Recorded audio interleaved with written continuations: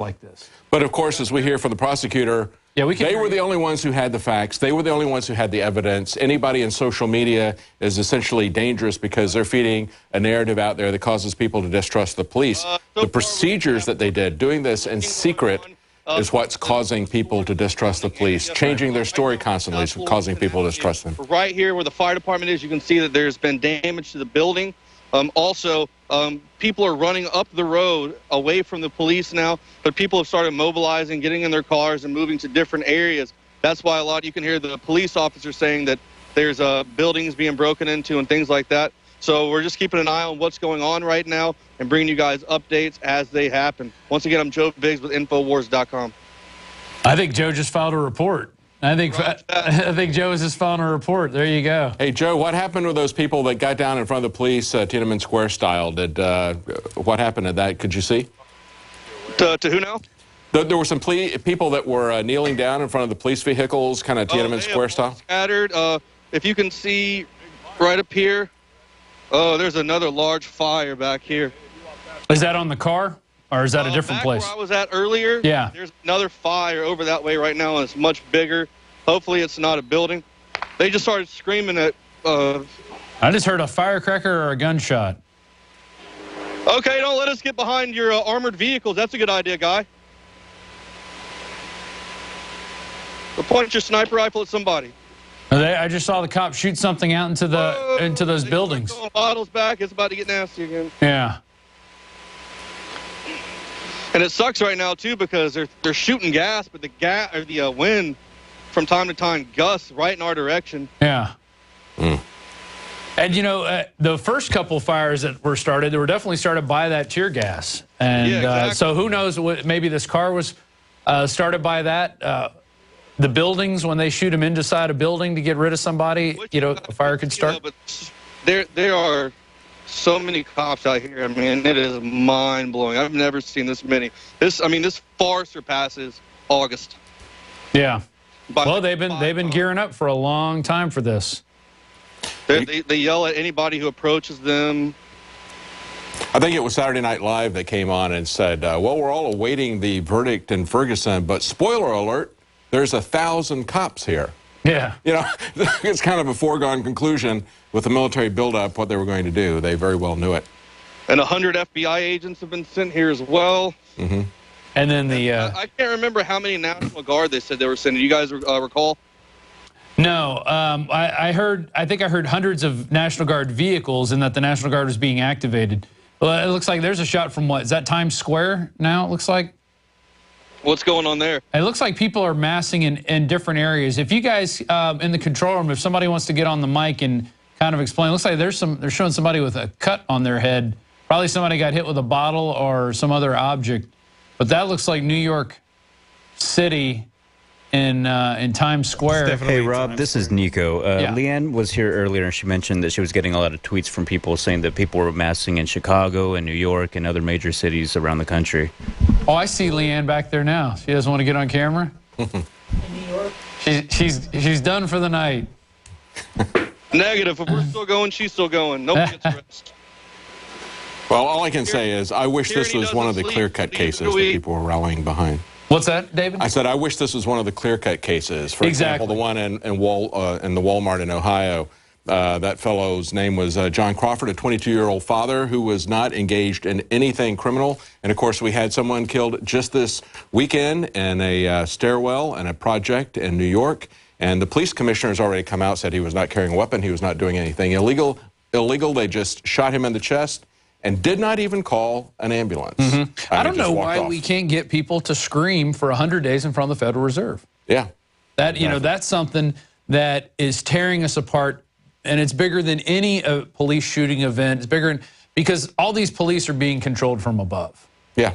They're being trained into this. They're picking out police officers, but the standards that they pick police now have fallen to historic lows. And so instead of looking at that and going, these are the people printing the money, literally printing the money that the tax-free foundations are taking and doing what they want with. And that's guide policy. No, we're worried about this one small incident, and that's a very they've got to connect a lot of dots in order to see that. So I can understand that they look at something like this. This has a visceral reaction on people when they see people gunned down, left on the street to bleed out. I think that's a big part of this, that he was left there in the street for 4.5 hours. Guilty or innocent, that's the wrong thing. Exactly. I mean, and that's the other part of it. I mean, I don't think it was a first-degree murder, but I don't think it was also something where he should have gotten off scot-free. And let's understand that the officers who shot this fellow John Crawford in Ohio, in the Ohio Walmart, those guys, nothing happened to them. They're still on the police force. They're still armed. Yeah. And they've seen that they could get away with that. They're letting vehicles drive up this way. Yeah. Really? They're letting vehicles pass into the area? Yeah, they don't have the road blocked off anymore. That's crazy. I just now had a chance to actually take my eyes away from the main action and look back here. They have removed the police cars from blocking this road off, and essentially vehicles, if someone wanted to get in here and just drive straight into here and do something, I mean, it's a free-for-all. I mean, they could do whatever they want. The road's wide open. Have you seen them go after any of the press at all, or are they pretty much left the press alone? No, they've all been good. The lieutenant that's in charge walked up to me and shook my hand a minute ago when I was walking by in the chaos. Yeah. And patted me on the shoulder. And, you know, I mean, it seems like they're being a lot more lenient, but right now they're, you know, their nerves are high. They're not allowing us to get within, you know, a couple hundred feet of them right now. They start yelling at us. So we're doing what we can to stay back. But you can hear a lot of glass breaking off in the distance as you see vehicles are starting to pull out and try to get out of this area, because essentially, I mean, this is turned into a war zone. There's a lot of ritzy houses up the hill up here, and who knows if people are going to start breaking into stuff and bashing windows in, even in homes, while people who don't even want to protest or be outside are sitting in there just watching TV. And, you know, that's got to be crazy to be sitting there watching CNN or Fox and then knowing that's just right outside your door. Yeah, you hear the siren outside your door, the call to disperse, and then you hear, you know, the tear gas and the gunshots. But, you know, there has been it was a 300% increase. Now it's a 700% increase in gun sales in that area. So people were heeding the message to protect themselves, that the government wasn't going to protect them. The government's not going to protect your business either. You notice the only two things they care about are the firehouse and this police station. That's right. They don't care about anything else. And that's what we saw happen in the L.A. riots after Rodney King. Yeah, go ahead, Joe. A cameraman is somehow, it looks like a cameraman has gotten up on this building across the street over here. You see? Yeah, yeah. He's filming from up there. That's got to be one killer shot. Maybe I can get up on the roof. Yeah, I'm going to see if I can scale this building. I was able to do that in Pittsburgh. I went around to the back of the building, and actually the owner of the building came up and said, "Hey, you know, who are you guys?" And we're like, "Well, we're just coming up here to get a shot." And he gave us business cards and said, "I'd love to see your footage." He didn't care one way or the other that we were up there. It was pretty interesting. Well, and of course, during the Rodney King riots, people taking it out on innocent people who were just passing the Korean through. business owners. Exactly. The Korean business owners protected themselves. And it was interesting that at that time, Daryl Gates, who was the police commissioner in Los Angeles, he's the one who really pioneered SWAT teams. Yeah. He created SWAT teams. What did they do with the SWAT teams during the Rodney King riots? They circled their facilities, the police station, City Hall. They did nothing to protect the people. And we were told earlier last week, we saw cops saying, get guns and protect yourself. So that's a mobile store? Looks like it's been cleaned out. There's nothing in... Mobile has been completely, and Jakari is deciding to walk in there. Wow. So be careful. Yeah, be careful about that. Yeah, they mistake you for a looter. They are... No one bothered Salon Ambience. I guess those people got a pass. Subway has gotten a pass. People got to eat.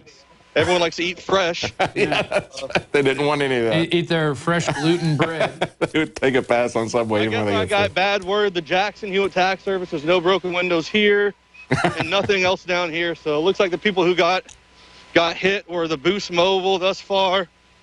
You didn't buy your dongles from them, did you? Hey, these people are mad their dongles didn't work. Obama phone. Yeah. They're getting their Obama phones. Place.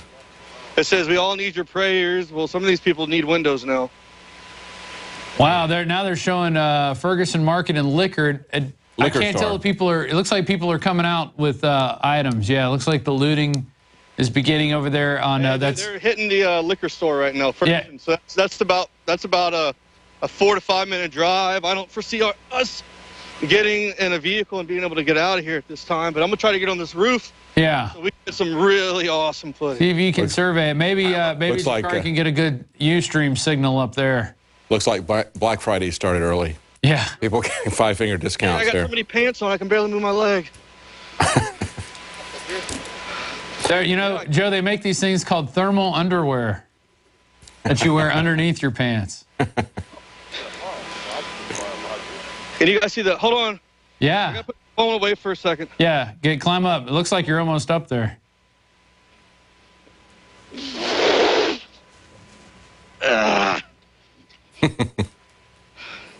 Oh, I pulled a hammy. God, I hope this roof doesn't collapse. All right, I'm on top of a building. Well, we're seeing Fox Live is showing a bunch of cops, and it doesn't look like anybody's stopping the looting. They just don't want people on the streets. Yeah. Important thing, yeah. Get off the street, go into the businesses. Yeah. Yeah, you can see black smoke rising up over there. Yeah.